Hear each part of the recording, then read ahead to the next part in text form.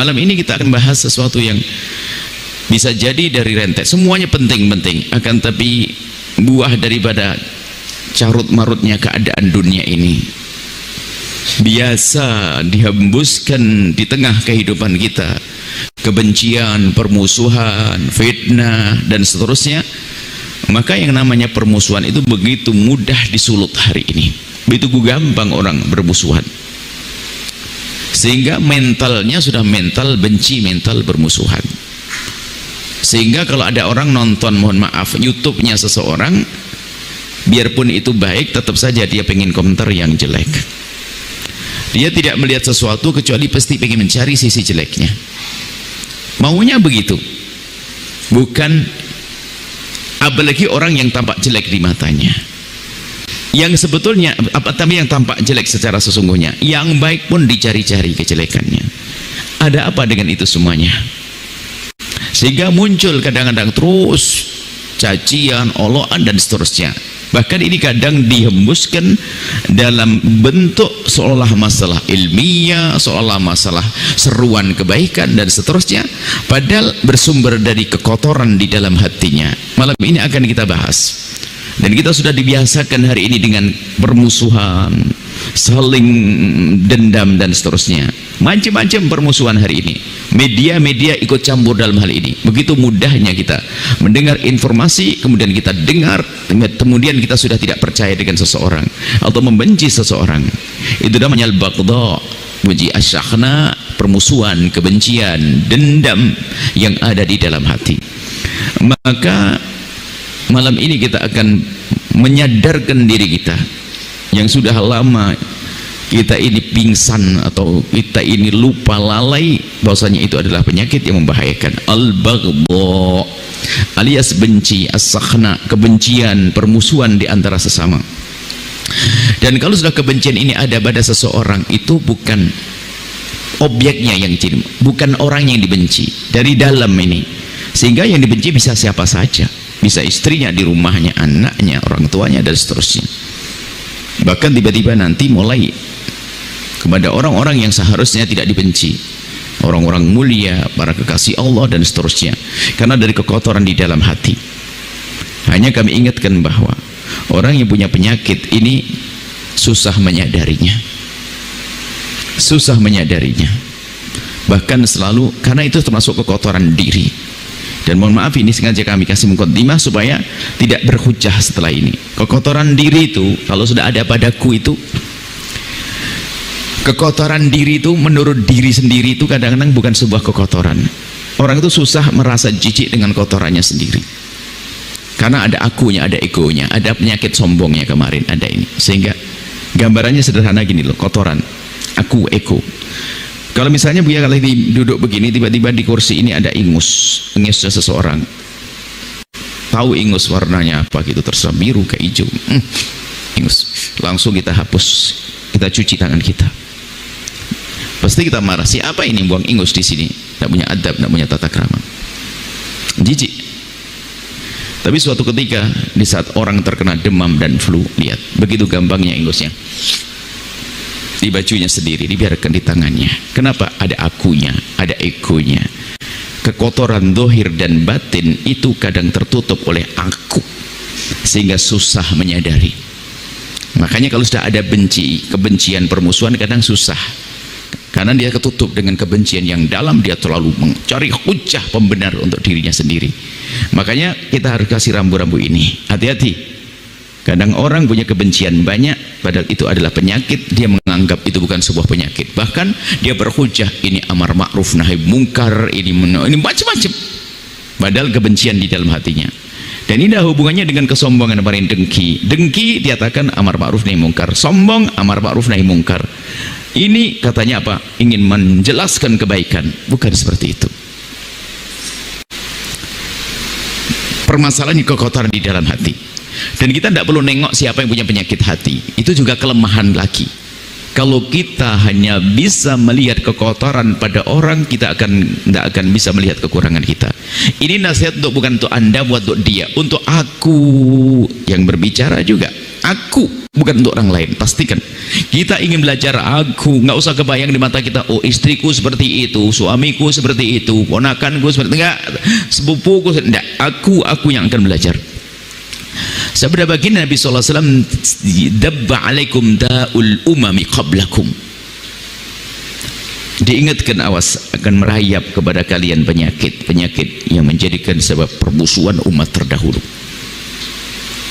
Tidak tahu umat terdahulu disebutkan tentu hancur-hancuran pada zaman dulu sebelum Nabi Muhammad tentunya. Al-hasatu wal baghdha, ada kedengkian, dan kemudian lagi ada al-baghdha, benci yang mengakar kuat di dalam hati. Al-baghdha, kebencian, permusuhan. Wayal haliqatu, itu adalah pemangkas. Wala aqulu tahliku sya'ra, aku tidak mengatakan bahasanya itu memangkas rambut, bukan, walakin tahlikud din, tapi memangkas agama. Jika orang di dalamnya sudah ada baghdha, kebencian, maka lihat, memangkas agama, biarpun dia punya agama seperti nggak punya agama, katanya alim kayak nggak alim, sehingga tasarrufatnya, perilakunya itu unik. Kok bisa? Jadi ada hubungannya dengan penyakit sebelumnya. Kita sebutkan kemarin contoh-contoh di kalangan ustadz yang dengki, di kalangan orang yang sombong. Selalu kita mulai dari kalangan yang paling jadi suri teladan. Harus begitu dong, koreksi kepada diri sendiri. Ada benci baghdha, aku tidak mengatakan mangkas rambut, tapi tahlikuddin, kata Nabi Muhammad, memangkas agama. Waladhi nafsi biyadi, demi jiwaku yang ada di genggamannya, maksud demi Allah, lan tadkhulul jannata, engkau tidak akan masuk surga hatta tu'minu, kecuali sampai engkau beriman. Ya betul, walan tu'minu, dan sungguh engkau tidak akan bisa mewujudkan keimanan yang sesungguhnya hatta tahabbu, kecuali engkau saling mencintai. Jadi tanda kita punya iman adalah adanya cinta di dalam hati kita kepada sesama kaum muslimin. Tahabbu. Nah, ala umnabbiukum, apakah engkau ingin aku beritahu, bima yuthabbitu dzakum lakum, sesuatu yang akan menguatkan itu kecintaan iman di dalam hatimu, di dalam dirimu. Di antara afsus salam, sebarkan salam, tebarkan kedamaian dengan kata-kata, kedamaian dengan perilaku. Makanya kalau orang suka mengungkapkan yang menjadikan sebab orang bermusuhan, dia anti damai. Makanya dilarang di bab yang berbeda, an-namam, adu domba. La yadkhulul jannata qattat, tidak masuk surga orang yang adu domba. Adu domba itu halus, Anda memindahkan satu kalimat, gambar atau apapun yang menjadi orang bermusuhan, Anda pengadu domba. La yadkhulul jannata, tidak masuk surga. Maka kalau Anda ingin menyeser sesuatu itu hati-hati, apakah menjadikan orang saling cinta? Biarpun hanya dua orang yang jadi bermusuhan, Anda golong namam. Maka harus Anda pandai-pandai apa yang harus Anda share, apa yang harus Anda sampaikan pada orang lain. Jadi bahkan tidak semua kebenaran harus Anda sampaikan, perlu Anda pilah dan pilih. Jangan-jangan kebenaran biar itu benar, jika aku sampaikan hari ini menjadi orang bermusuhan, jangan dulu dong, masih banyak kebenaran yang lain. Jadi menjaga hati umat-umat yang beriman itu benar, penting sekali. Jangan ungkapan kita, perilaku kita menjadi sebab orang mengadu domba. Maka kami ingatkan selama ini, biarpun labelnya kayak apa gedenya, label ustadznya double 16, kemudian dia jubahnya lebih gede dari ini, sorbannya gini, tapi kalau ternyata ungkapannya membuat orang bermusuhan, hati-hati, karena diam-diam akan masuk ke hati Anda. Satu orang yang Anda musuhi gara-gara omongan itu sudah keberhasilan setan. Satu umat Nabi Muhammad kita musuhi, satu umat Nabi Muhammad kita dendami. Ini adalah sebetulnya bukan, kalau sudah kita mendendam, memusuhi umat Nabi Muhammad satu, sebetulnya bukan objek, ini bukan satunya, hati kita sudah kotor, tinggal besok ganti orang saja. Ya begini, ini itu. Jadi permasalahannya ada di sini. Nah, kita harus waspada apa yang kita dengar, apa yang kita baca. Ini kebencian, dendam itu luar biasa, menyiksa, dan itu kotoran hati. Bahkan di saat Allah bagi-bagian pengampunan, ternyata ada yang tidak diampuni oleh Allah. Kalau orang menyekutukan Allah, ada dua model manusia tidak diampuni dosanya oleh Allah.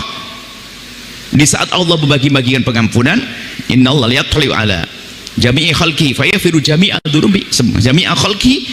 Allah akan suatu ketika Allah akan nampakkan kekasih sayangnya dan pengampunannya kepada semua makhluknya, dan semua makhluknya akan diampuni kecuali dua, lil musyrikin, kecuali orang yang menyekutukan Allah, itu jelas dia tidak beriman. Yang kedua, orang beriman musyahin, yang punya kebencian, permusuhan dengan saudara. Di saat Allah membagikan pengampunan tidak mendapatkan pengampunan. Ada kebencian, ada dendam dengan sesama, seperti penyakit kotoran hati. Nah, kemudian juga ini harus kita sadari dulu, kalau orang punya benci, dengki, dan punya dendam, kalau kita sambungkan itu adalah ada hubungannya dengan penyakit sebelumnya juga. Karena penyakit dengan penyakit biasanya saling keterkaitan. Anggap saja sudahlah, gara-gara lambung sakit kepala, gara-gara ini saling sambung, saling terkaitan. Penyakit hati saling ada keterkaitan. Kemudian coba kita cermati dulu. Ini harus detail sekali ini. Kalau tidak, betul-betul nggak sadar dengan penyakit permusuhan, penyakit dendam di dalam hati seorang hamba. Kadang ditumpangi dengan penyakit lain, mohon maaf, sehingga tidak disegera cermati. Penyakit mental. Ada tidak senang sama orang, betul itu penyakit mental, tapi nyambung juga dengan penyakit hati. Sehingga setan pun juga masuk melalui ini. Alasannya, kamu itu bukan sakit hati, tapi karena mentalmu nggak benar. Kalau memang mental nggak benar, benahi dong mentalmu. Mental yang rusak itu kan mental yang sakit, masalah psikologi. Mental yang sakit sama dengan muka korengan. Ya kalau memang orang merasa itu korengan, dia berobat dong. Sehingga lihat, orang yang punya mental yang tidak baik, tiba-tiba sama orang nggak senang, benci sama orang ini, maka dia termasuk orang terjerumus kalau tidak mau berusaha berobat. Berobati mentalnya dulu. Maka jangan biasa menyerah dengan memang saya kena mental. Iya, kalau kena mental seperti mukaku kena koreng. Kalau kena koreng bagaimana? Berobat dong. Datang kepada ahlinya dong. Ya bisa menerapi dan seterusnya, mengajari bagaimana dia untuk meredakan emosinya yang tidak beraturan dan seterusnya. Yang menjadi masalah, ada orang punya permasalahan mental tidak pernah mau berobat, tidak berusaha datang kepada ahlinya untuk menyelesaikan permasalahan mental ini, sehingga seolah-olah tidak ada hubungannya dengan penyakit hatinya. Ada, sebab penyakit hati itu macam-macam. Bisa saja mental yang nggak stabil, tidak pernah coba ditata, emosinya yang tidak stabil, tidak pernah coba ditata, sehingga menjadikan sebab dia punya kebencian. Jadi macam-macam sebabnya. Yang jelas kita akan bahas kebencian. Mungkin kebencian muncul, saya berkumpul dengan orang yang memusuhi saya, itu juga sebab. Gara-gara saya dimusuhi, maka saya punya sifat marahan, dendaman. Ya, itu sebab. Sebabnya kita berkumpul dengan orang-orang yang memusuhi kita, lalu kita membalas dengan dendam. Sebab semuanya. Yang jelas hasilnya adalah ternyata hati kita jadi kotor. Tidak suka dengan saudara, tidak suka dengan adik, tidak suka dengan ini. Mukanya kusut. Itu kekotoran hati. Jangan mengatakan ini permasalahan mental. Oh, tidak serta-merta, bukan murni karena mentalnya. Bisa diredam tentunya dengan oleh ahlinya nanti. Baik, kita langsung masalah penyakit hati. Di dalam hati jangan sampai ada dendam, benci. Kita bisa membayangkan begitu capeknya hidup orang yang punya dendam di dalam hatinya, hidupnya capek. Lihat tetangganya bangun rumah karena dia sudah punya dendam, nggak terima dia. Ngelihat anaknya berhasil nggak suka. Lihat anak kecilnya lewat depan rumahnya, biasanya dia sayang sama anak kecil, gara-gara tahu anaknya dia sudah Masya Allah. Dan bahaya sekali penyakit ini, sehingga nanti muncul tadi dengki, rela hancurnya orang itu. Bahkan tertulis mungkin semoga kapan mati dia dan seterusnya. Naudzubillah, busuk. Makanya ini dikatakan oleh baginda Nabi pemangkas agama. Dan ini bisa terjadi pada orang alim sekalipun, ahli ibadah sekalipun. Sebab ibadah kan urusan gerakan jasad, alim urusan otaknya diisi dengan ilmu, tapi hatinya kalau tidak benahi tetap saja rusak. Akan tapi begitu sebaliknya, mungkin dia bukan orang alim, ibadahnya mah pas-pasan, sholat 5 waktu tok, puasa Ramadan saja, sunnahnya mah hampir tidak pernah ada, tapi hatinya bersih, tidak ada dengki segera dipangkas, benci dipangkas, di ahli surga. Adapun masalah kesunahan kan pangkat tinggi, Akan tapi kekotoran hati itu mengerikan sekali. Kotornya hati, ayo dendam, benci kita pangkas malam hari ini.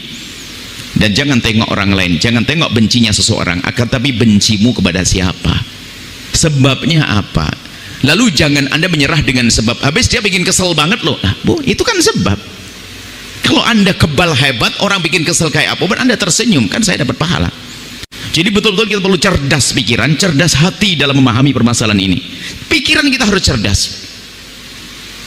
Ada orang musuh kita, mencaci kita, mengolok kita dengan kebenciannya, menfitnah kita, mengolok kita dengan kebencian dan mencaci. Kata Imam Ghazali, ngajak pikir cerdas. Dia mengecekmu, mengolokmu kan? Iya ya Imam, kamu pikir saja, benar enggak yang diomongkan ada pada kamu? Cari. Nggak ada Imam Ghazali. Kalau memang omongan dia yang menjelekkan kamu nggak ada pada kamu, kamu tinggal bilang, ah dia nggak tahu saya, tenang aja, kan aman. Dia nggak tahu kok. Dia bilang saya jelek begini, ternyata saya tidak seperti yang diomongkan dia. Aku tidak seperti omongannya dia. Tidak, alhamdulillah aku tidak seperti dia. Enak kan? Enak. Kalau ternyata di dalam dirimu ada kejelekan seperti yang diomongkan dia, ya tidak ngomong, benar juga, ngapain juga saya marah. Benar juga dia omongin, tinggal berubah saja, maka nggak perlu kita wah enggak. Makanya ini kan kecerdasan pikir kita, baru satu kecerdasan hati. Nah, kecerdasan hati malam ini kita hadirkan cerdas hati. Setelah itu kita hidup afsus salam. Apa sih menebarkan salam? Bukan segera assalamualaikum, assalamualaikum, cemberut, enggak. Afsus salam secara lafaz kita membiasakan assalamualaikum, tapi secara makna kita menyebarkan perdamaian. Tentunya menyebarkan perdamaian, ya jangan ngomongin kejelekan orang, jangan nyari-nyari kejelekan orang. Kemudian apa? Kita pun juga harus tahu semua manusia bisa salah dengan kita. Bagaimana agar tidak menjadi permusuhan? Saya siapkan segudang maaf untuk dia. Beres, afsus salam. Sehingga sebelum orang bersalah sudah kita siapkan maaf sebesar-besarnya. Urusan pribadi ya, ini bukan urusan dengan Allah, mohon maaf. Ini yang namanya baghdha sahna, ini adalah urusan pribadi antara kita dengan manusia. Kalau urusan dengan Allah mah beda. Orang melanggar kehormatan syariat boleh, harus kita marah. Tapi urusan pribadi ini jangan sampai salah sehingga nanti agama dinodai. Tenang-tenang saja. Oh enggak, kita marah bukan karena membela diri, membela syariat. Tapi yang kita bahas hari ini adalah cuman kita dicaci, kita diolok, difitnah. Makanya kami juga berharap kepada para tokoh ustadz itu jangan gampang reaksi juga, dikritik langsung marah dan sebagainya. Sebetulnya kan yang dihembuskan bisa saja itu bisikan dari setan untuk memicu amarah. Jadi kalau misalnya setan kan cerdas, kalau setan bikin marah Anda ini nggak bisa langsung membisikkan amarah ke Anda, nggak bisa bikin orang lain untuk mengganggu Anda. Akhirnya gara-gara orang itu Anda marah, nggak langsung setan tuh kalau jurumuskannya. Setan membisikkan kepada seorang ayah, seorang anak langsung jadi pemarah, nggak bisa. Tapi dicoba melalui anaknya bikin kesel, orang tuanya bikin kesel, lalu jadi marah.